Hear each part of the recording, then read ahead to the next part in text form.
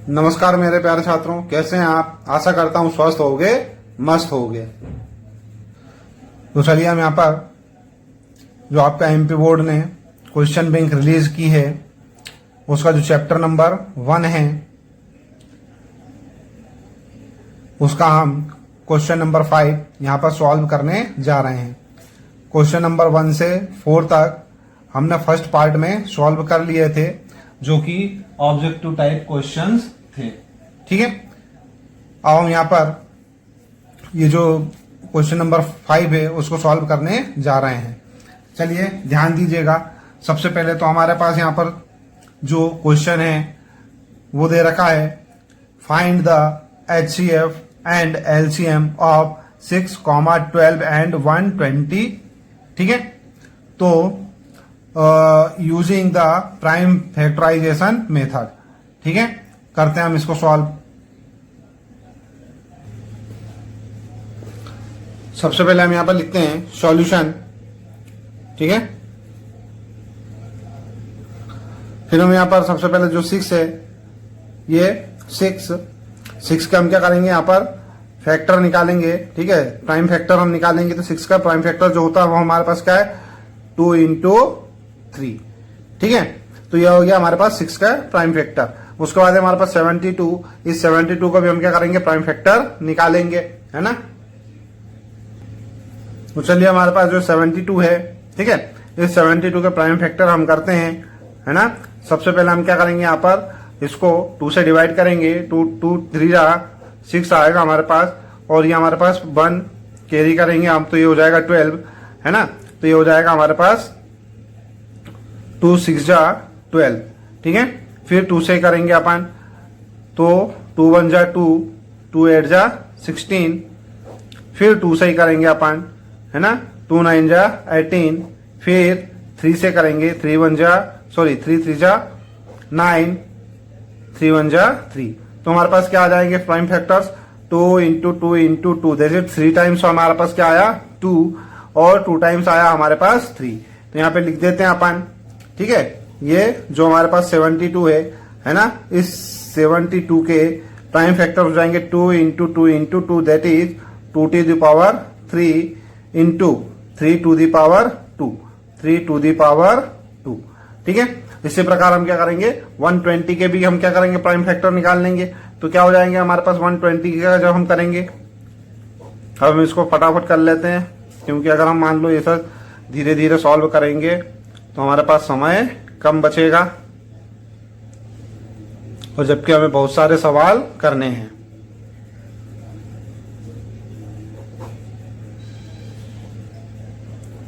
ठीक है, तो ये हमारे पास जो है 120 का जो प्राइम फैक्टर आया है क्या आया, 2 into 2 into 2, 2 to the power 3 into 3 1 time आया 3, और ये हमारे पास आया है 5। ठीक है, तो इस प्रकार से हमारे पास क्या आ गया है, 6 का जो प्राइम फैक्टर है वो निकाल लिया हमने, 72 का प्राइम फैक्टर निकाल लिया हमने, 120 के 1 प्राइम फैक्टर निकाल लिया अपन ने। अब यहाँ पर हमको HCF और LCM निकालना है, बड़ी आसानी से निकाल सकते हैं हम। ठीक है, तो सबसे पहले हम यहाँ पे क्या करते हैं, ये जो हमारे पास क्वेश्चन है उसमें HCF निकालना है। ठीक है, तो यहाँ पे मैं लिखता हूं HCF इज इक्वल टू, ध्यान दीजिएगा बेटा, HCF जो होता है हमारे पास क्या होता है, ये जो जितने भी हमारे पास नंबर्स हैं, ठीक है, जो तीनों में कॉमन है ना, तीनों में कॉमन क्या आ रहा है, 2, यहाँ पे भी 2 to the power 3 है, यहाँ पे 2 to the power 3 है ना। तो यहाँ पर जो कॉमन आ रहा है वो क्या आ रहा है, 2 कॉमन आ रहा है, सभी में है 2, तो ये जो 2 कॉमन आ रहा है उसको हम लिख देते हैं HCF। ठीक है, और यहाँ पर से जो 3 कॉमन आ रहा है, इसमें 3 है, यहाँ 3 है, यहाँ 3 है, तो ये जो 3 कॉमन आ रहा है उसको हमने यहाँ पर लिख दिया। ठीक है, तो हमारा जो HCF होगा वो क्या होगा, 2 into 3, अर्थात जो भी कॉमन नंबर्स आ रहे हैं, है ना, जो तीनों में कॉमन है, ठीक है, जो तीनों के कॉमन नंबर्स है उनका क्या कर देंगे अपन, मल्टीप्लाई कर देंगे, उनका प्रोडक्ट कर देंगे, उनका जो प्रोडक्ट होगा वो क्या होगा, हमारा HCF होगा। तो हमारा HCF हो जाएगा 2 into 3, इट इज 6। ठीक है, तो ये HCF तो आ गया हमारे पास। अब हमको निकालना है LCM। तो LCM जो है वो भी ध्यान दे लो, LCM जो होता है हमारे पास सारे नंबर्स जो होते हैं उनको लिखना पड़ता है हमको यहाँ पर। तो देखो यहाँ पर 2 है, यहाँ पर हमको 3 है, यहाँ पर 5 है। तो एक काम करो, मैं एकदम आसान मेथड बता रहा हूँ LCM निकालने की, LCM लेने की आपके लिए। ठीक है, तो LCM के लिए आपको क्या करना है, जितने भी नंबर्स हैं उन सबको लिख दो। तो ये हमने लिख दिया 2। ठीक है, इंटू थोड़ी थोड़ी गैप दे देते हैं हम यहाँ पर 3, ठीक है, इंटू 5, है ना, 2 है यहाँ पर, 3 भी है, 5 भी है ना, 2 3 5 ये लिख दिया अपन ने। और इनमें देखो 2 की जो सबसे बड़ी पावर हो उसको लिख देना। तो 2 की सबसे बड़ी पावर क्या है, 2 टू द पावर 3, तो ये 2 टू द पावर 3 लिख दिया अपन ने यहाँ पर, ठीक है। उसके बाद 3 करना है अपने को, तो 3 की जो सबसे बड़ी पावर है वो लिख देना अपने को यहाँ पर। तो 3 की सबसे बड़ी पावर कितनी है, 2 है, वो लिख दिया यहाँ पर। और ये 5 की सबसे बड़ी पावर क्या है, 1 है, 1 ही लिख दिया अपन ने, ठीक है। समझ में आ रही ना आपको बात। तो ये यहाँ पर जो हम करते हैं एलसीएम लेना जो है बहुत ही आसान है। एलसीएम के लिए हम क्या करेंगे, सबसे पहले तो जितने भी हमारे पास नंबर्स हैं उन सभी नंबर्स को क्या कर दो, लिख दो, बीच में मल्टीप्लाई का साइन लगा दो, ठीक है। और फिर क्या करो, हमारे पास जो सबसे बड़ी पावर है, ठीक है, वो लिख दो। तो 2 की सबसे बड़ी पावर क्या थी, 3, तो 2 टू द पावर 3, है ना, 3। फिर क्या है, 3 की सबसे बड़ी पावर क्या है, 2, तो ये 2 लिख दिया, ये 5। अब क्या करो, इनका मल्टीप्लाई कर लो, इनको सॉल्व कर लो, है ना। जब अपन इनको सॉल्व करते हैं तो यहां पर थोड़ा सा मैं रफ में कर लेता हूं यहाँ पर, ठीक है। हम यहाँ पर रफ में सॉल्व करते हैं तो ये हो जाएगा 2 इंटू 2 इंटू 2 दैट इज 8 आ गया हमारे पास। और ये 3 इंटू 3 ये हो जाएगा हमारे पास 9, और ये हो जाएगा हमारे पास 5, ठीक है। अब इन सबका मल्टीप्लाई कर दो, है ना, जो भी आंसर आएगा वो लिख देंगे अपन, है ना। 8 का 9 में गुणा करेंगे हम, सॉरी 8 इंटू 9, ठीक है, वो आएगा हमारे पास कितना, 8 इंटू 9 इंटू 5, ठीक है। तो 8 इंटू 9 तो हमारे पास हो जाएगा 72 इंटू 5, है ना, 5 2 जा 10, कैरी 1, 7 5 जा 35 एंड 1 36। तो ये आया हमारे पास कितना, 360। तो ये आंसर हो जाएगा हमारे पास 360, ठीक है। तो ये वाला जो क्वेश्चन है ये हमारे पास सॉल्व हो गया है। आशा करता हूं आपको ये समझ में आ गया होगा, ठीक है। तो बेटा इस वीडियो को लाइक अवश्य कर दिए, ठीक है। साथ ही साथ में चैनल सब्सक्राइब भी कर दें, है ना, बिल्कुल नया चैनल है ना, तो इसको सब्सक्राइब भी करें। और साथ ही साथ में जो वीडियो है उसको लाइक भी अवश्य कर दें। थैंक यू वेरी मच बेटा। तो मेरे प्यारे स्टूडेंट्स, मेरे छात्रों, यहां पर हमारे पास जो नेक्स्ट क्वेश्चन है, question number 6, given that HCF of 306, 657 is equal to 9, find the LCM of 306, 657, ठीक है। तो ये हमको क्या करना है, यहाँ पर HCF हमको दे रखा है और LCM हमको फाइंड करना है, ठीक है। तो इसके लिए तो एक काम करता हूं, सबसे पहले तो मैं आपको बता देता हूं कि हम जानते हैं एक फार्मूला हमने पढ़ा हुआ था, ठीक है, उसका हम उपयोग करेंगे। उसके पहले हम यहां पे लिख लेते हैं सॉल्यूशन,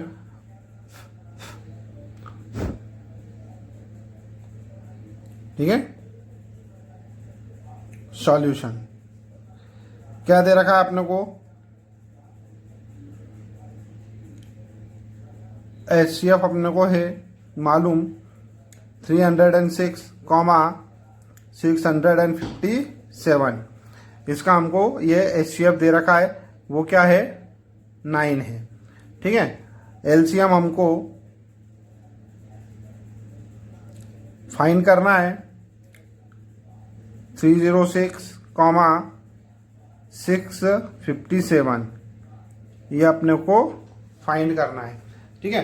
तो एक फार्मूला होता है वो हमें अच्छे से मालूम है, क्या,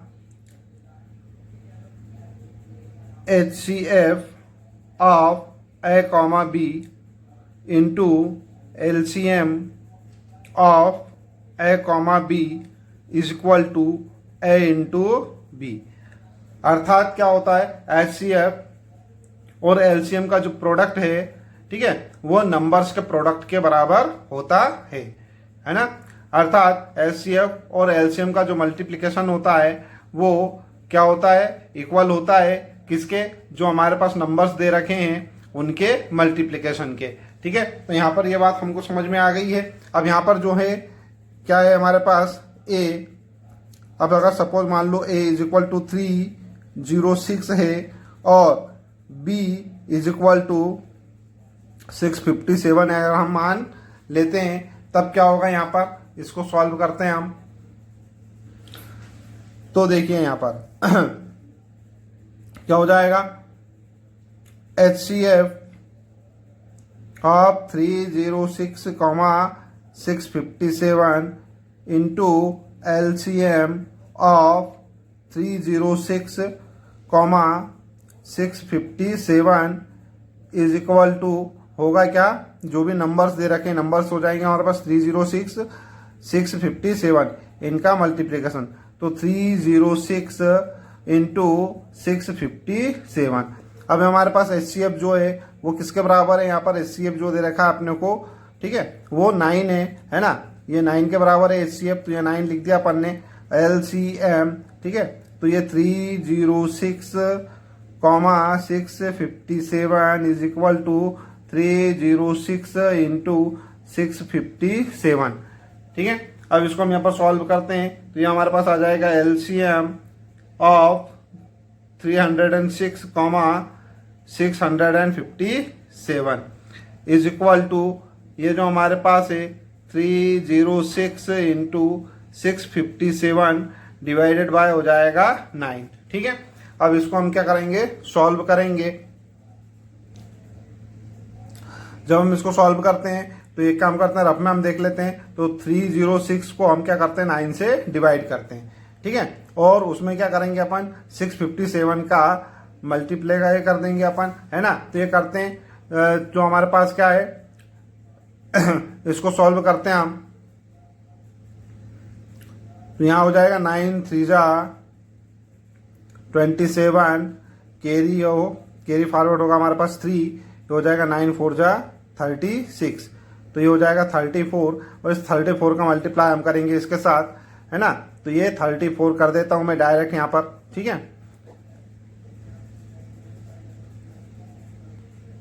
जो होता है हमारे पास 4 7 जा 28, 8 अपन ने यहां लिख दिया है, 2 कैरी फॉरवर्ड हो गया हमारे पास, है ना। 4 5 जा 20 प्लस 2 दैट इज 22, फिर 2 हमारे पास हो गया, अपन ने कैरी लिया 2, है ना। और यहाँ पर हो जाएगा हमारे पास 4 6 जा 24 और 2 हो जाएगा हमारे पास 26, ठीक है। उसके बाद हम क्या करेंगे, 3 7 जा 21, है ना, कैरी फॉरवर्ड हमारे पास 2 हुआ, 3 5 जा हमारे पास 15, है ना, 15 और 2 हमारे पास हो जाएगा 17 को हमने यहाँ पे 7 लिखा, 1 हमारे पास कैरी फॉरवर्ड करा हमने, है ना। 6 3 जा 18 होता है, 18 and 1 19 हो गया हमारे पास, तो ये ठीक है। अब इनको हम एड कर देते हैं, ये है ना, 9 2 11 और 1 12, तो ये हो जाएंगे 12 का 2 कैरी 1 हमारे पास हो गया, तो ये 20, तो हमारे पास आंसर आएगा 2 2 3 3 8, है ना। तो 22,338 हमारा क्या हो जाएगा आंसर, तो ये 2 2 3 3 8, ठीक है। अच्छा बेटा, यहाँ पर एक क्वेश्चन तो मैंने यहाँ पर बता दिया, ये डिटेल में आपकी बार जब भी मल्टीप्लिकेशन वगैरह होंगे तो वो यहाँ पर डायरेक्ट करने वाला हूँ। कारण ये कि हमारा रिवीजन चल रहा है, अगर हमने सारे के सारे प्रश्नों में मल्टीप्लिकेशन डिवाइड वगैरह और ये सब अपन करने लगेंगे तो हमारा समय क्या हो जाएगा, बहुत ज़्यादा खर्च हो जाएगा, ठीक है। तो आशा करता हूँ ये वाला जो क्वेश्चन है आपको समझ में आ गया होगा, और जब ये क्वेश्चन समझ में आ गया तो कृपया बेटा प्लीज़ इस वीडियो को लाइक अवश्य कर दें, ठीक है ना, और अपने जो भी फ्रेंड्स हैं उनके साथ शेयर करें। हम अब क्वेश्चन नंबर 7 करेंगे।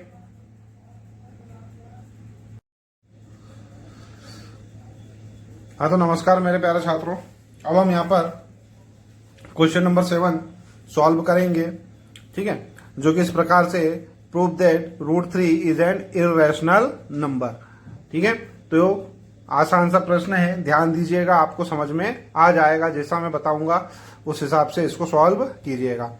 तो सबसे पहले तो हम क्या करते हैं, ये जो √3 है, ठीक है, इसको हम क्या करते हैं, ये जो इर्रेशनल बता रहा है हमको इसको इर्रेशनल प्रूव करना है, तो हम क्या करते हैं, मान लेते हैं कि √3 जो है इर्रेशनल नहीं है, वो क्या है, √3 जो है वो रैशनल नंबर है, ठीक है। फिर ध्यान दीजिएगा, हम क्या कर रहे हैं, ठीक उल्टा मान रहे हैं। अर्थात जो है ये प्रश्न में बोल रहा है कि इर्रेशनल नंबर है, हमको प्रूफ करना है, जबकि हम क्या बोलेंगे कि हम मान लेते हैं कि ये जो है √3 जो है वो क्या है, रैशनल नंबर है। ठीक है, हम इसका जस्ट अपोजिट मान रहे हैं। क्यों? क्योंकि हम ध्यान दे देंगे, हम दो ही प्रकार के नंबर होते हैं, एक रैशनल और एक इर्रेशनल। अगर हम मान लेते हैं कि ये रैशनल है ना, और हम इसको सॉल्व करना चालू करते हैं और आखिरी में हमको पता चलता है कि भैया हम जो मान रहे थे वो सही नहीं निकला है, तो इसका यह मतलब है कि जो हम मान रहे हैं वो गलत है ना, और हम मान रहे हैं कि ये रैशनल है ना, तो वो क्या हो जाएगा, गलत हो जाएगा। और जब रैशनल गलत हो जाएगा तो क्या सही होगा, इर्रेशनल सही होगा।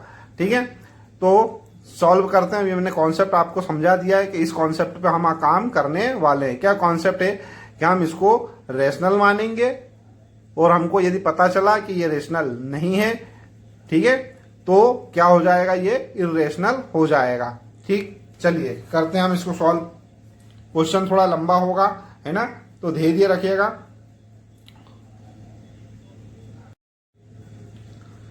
ठीक है, let us assume that √3 is rational number. हमने क्या करा, इसको रैशनल नंबर मान लिया है। ठीक है, उसके बाद हम यहां पे लिखते हैं now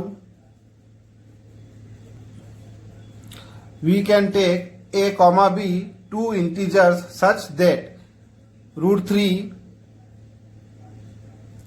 is equal to a upon b। ठीक है, where a and b are को प्राइम नंबर। ठीक है, अब ये को प्राइम नंबर क्या होते हैं वो भी मैं आपको बता देता हूं। पहले हम इसको लिख लेते हैं। ठीक है, जहां मान रहे हैं कि where A comma B are coprime and B is not equal to 0, अर्थात जो हमारे पास अपॉन वाला जो नंबर है वो 0 के बराबर नहीं होना चाहिए, 0 के इक्वल नहीं होना चाहिए।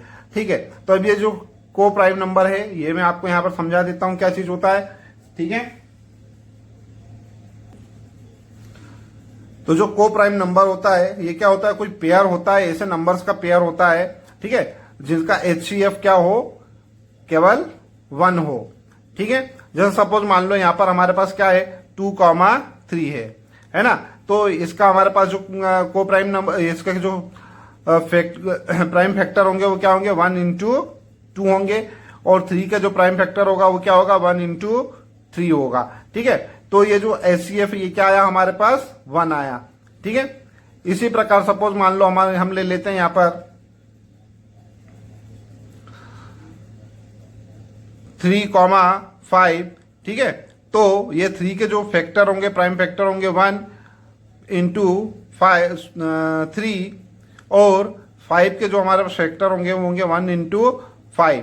तो यहां पर से देखिए HCF जो आ रहा है क्या है, 1 है, अर्थात इनका जो कॉमन फैक्टर है ना, वो क्या होना चाहिए, सिर्फ 1 होना चाहिए।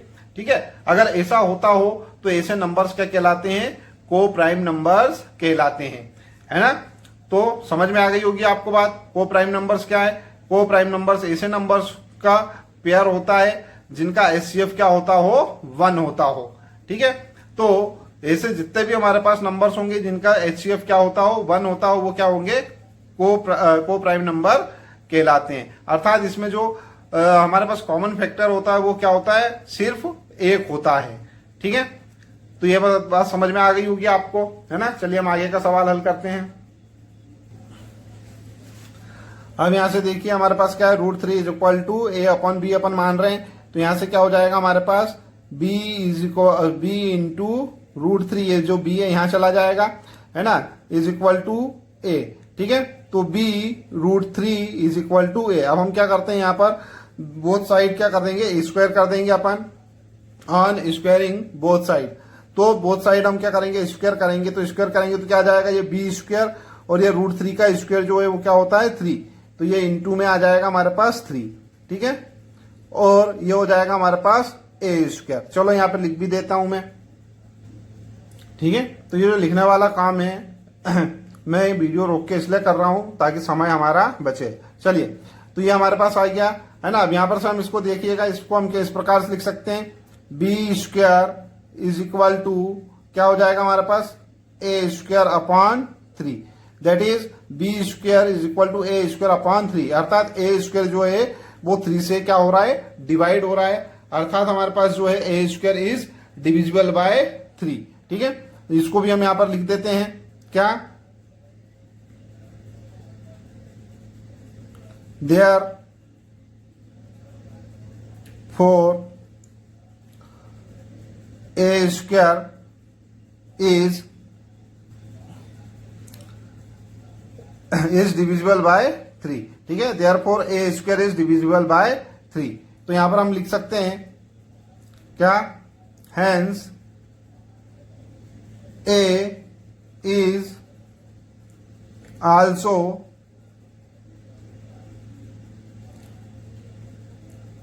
Divisible by 3।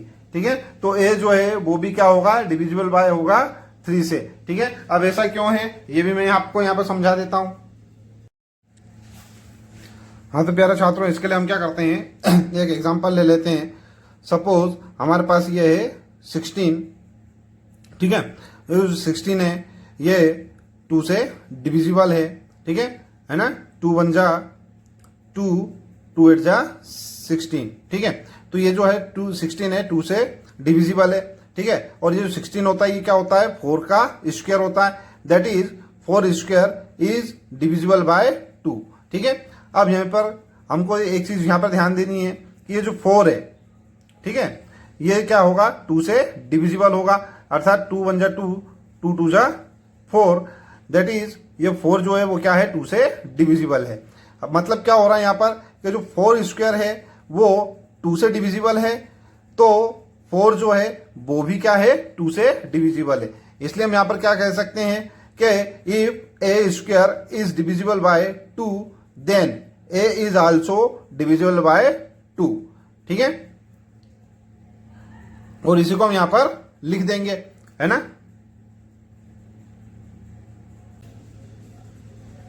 अब हम क्या करते हैं, मान लेते हैं ये जो हमारे पास ए है, ठीक है, इसको हम क्या करते हैं, मान लेते हैं ये जो ए है ये 3c के बराबर है। Let a is equal to 3c। ठीक है, where c is a some integer, where c is some integer. ठीक है, जहां पे क्या है, c क्या है, कोई इंटीजर है। ठीक है, अब हम इसको क्या करते हैं, ये हो जाएगा हमारे पास, इसमें भी हम क्या करते हैं, दोनों साइड में क्या करते हैं, स्क्वायर कर देते हैं। तो ये हो जाएगा हमारे पास क्या, A square is equal to 9c square. ठीक है, ये 3 का स्क्वायर क्या हो जाएगा, 9 हो जाएगा। तो यहां पे लिख देते हैं हम क्या, स्क्वायरिंग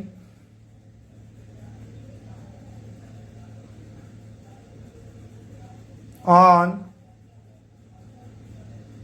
बोथ साइड। ठीक है, तो अब यहां पर ध्यान दीजिएगा, ये जो हमारे पास ए स्क्वायर है, ठीक है, ये जो ए स्क्वायर है, इस ए स्क्वायर की जगह हम क्या कर सकते हैं, यहां पर से ध्यान dीजिएगा, ये ए स्क्वायर है, ए स्क्वायर इज इक्वल टू क्या है, 3 इंटू बी स्क्वायर है ना। ए स्क्वायर इज इक्वल टू क्या है, 3 इंटू बी स्क्वायर है। तो इस ए स्क्वायर की जगह हम क्या लिख सकते हैं, बी स्क्वायर इंटू 3 लिख सकते हैं। तो यहां पर ए स्क्वायर जो है इसकी जगह मैंने क्या कर दिया, बी स्क्वायर इंटू 3 लिख दिया, और ये हो जाएगा हमारे पास 9c स्क्वायर के बराबर।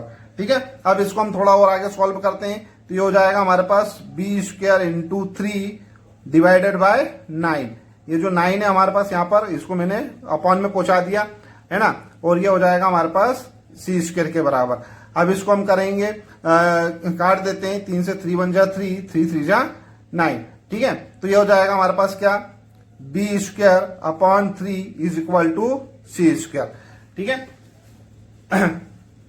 ये यहां पर क्या हो जाएगा, ये बी स्क्वायर इंटू 3 है ना, इसको अपन ने 9 से क्या करा था, डिवाइड करा था। फिर अपन ने क्या करा, इस 3 से इस 9 को काट दिया, तो 3 1 जा 3, 3 3 जा 9। तो हमारे पास आ जाएगा b square upon 3 is equal to c square. फिर ध्यान दीजिएगा बेटा, यहाँ पर ये जो 3 है, सॉरी ये जो बी स्क्वायर है, ये फिर 3 से डिविजिबल हो रहा है। अर्थात बी स्क्वायर जो है वो 3 से डिवाइड हो रहा है, 3 से डिवाइड हो रहा है ना। तो बी भी क्या होगा, 3 से डिविजिबल होगा। चलिए इसको हम क्या करते हैं, वर्ड्स में लिख भी देते हैं।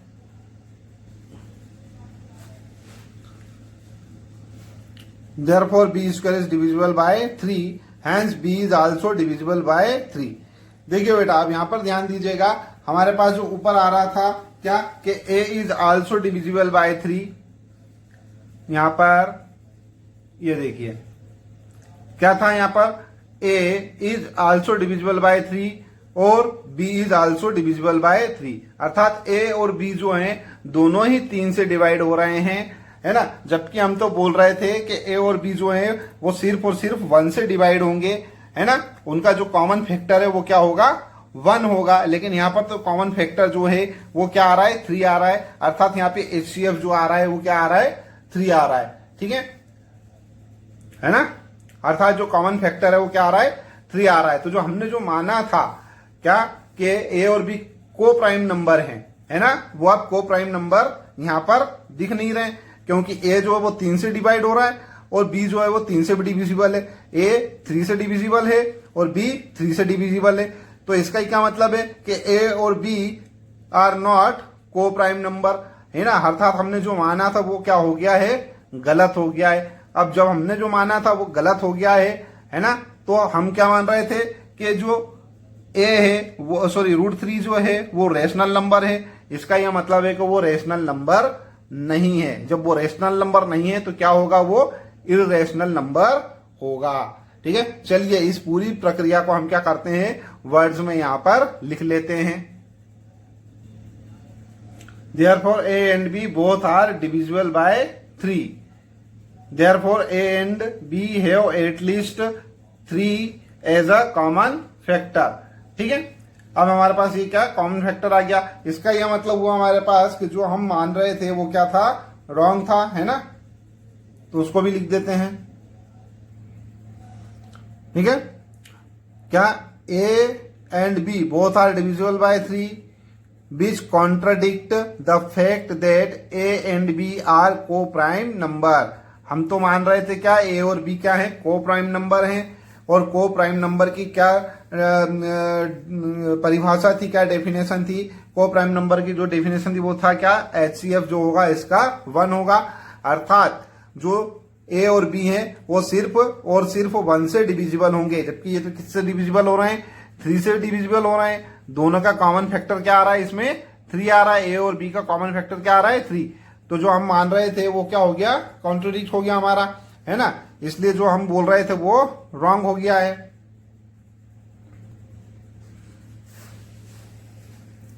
Okay, this contradiction has arisen because of our incorrect assumption that √3 is rational number। हम जो √3 को रैशनल मान रहे थे वो क्या हो रहा है, हमारा जो assumption था वो क्या था, रॉन्ग था, ठीक है।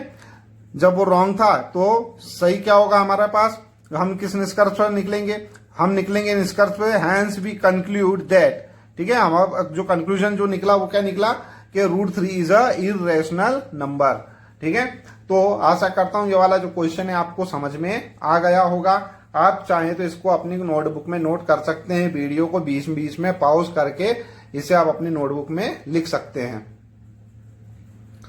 तो बेटा इस वीडियो को आप लाइक अवश्य कर दीजिएगा, साथ ही साथ में चैनल सब्सक्राइब कर दीजिए अगर चैनल सब्सक्राइब ना किया हो तो, है ना। साथ ही साथ में अपने मित्रों के साथ इस वीडियो को शेयर अवश्य कीजिएगा और जो नीचे बेल आइकॉन है उसको अवश्य प्रेस कीजिएगा, ताकि जब भी मैं कोई नया वीडियो यहाँ पे से डालूं तो उसका नोटिफिकेशन आप तक आसानी से पहुंच सके। थैंक यू वेरी मच बेटा।